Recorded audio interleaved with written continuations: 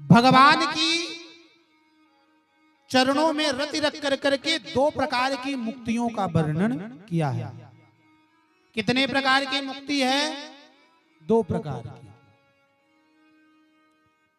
एक मुक्ति होती है, एक भुक्ति होती है।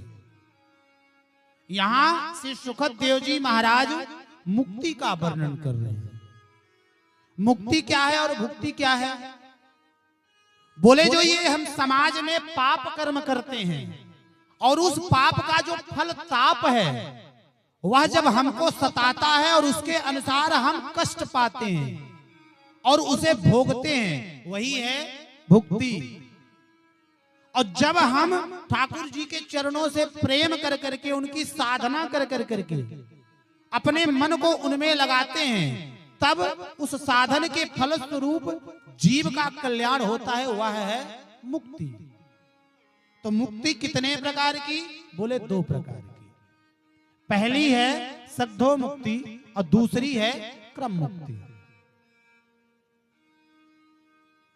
कुछ साधक ऐसे होते हैं जो सीधे समाधिस्थ हैं और समाधि में ही इस शरीर को छोड़ करके सूक्ष्म शरीर से सीधे ठाकुर जी के चरणों की रति प्राप्त करते हैं। वो सद्धो मुक्ति का क्रम अपनाते हैं। और कुछ साधक ऐसे होते हैं जो क्रम मुक्ति अपनाते हैं, जो महाराज वो चाहते हैं कि मुझे पहले स्वर्ग का सुख मिले, फिर जनलोक का, फिर तपलोक का, फिर महरलोक का, फिर सत्यलोक में जाकर के ठाकुर जी के साकेत धाम को जाएं। तो वो क्रम मुक्ति को अपनाते हैं।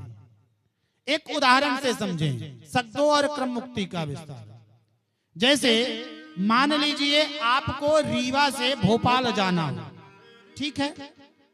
रीवा से भोपाल जाना हो, तो यदि आप रीवा से भोपाल जाना है तो यदि आप हवाई जहाज में बैठोगे तो 2 घंटे में सीधे रीवा से बैठोगे भोपाल उतर जाओगे।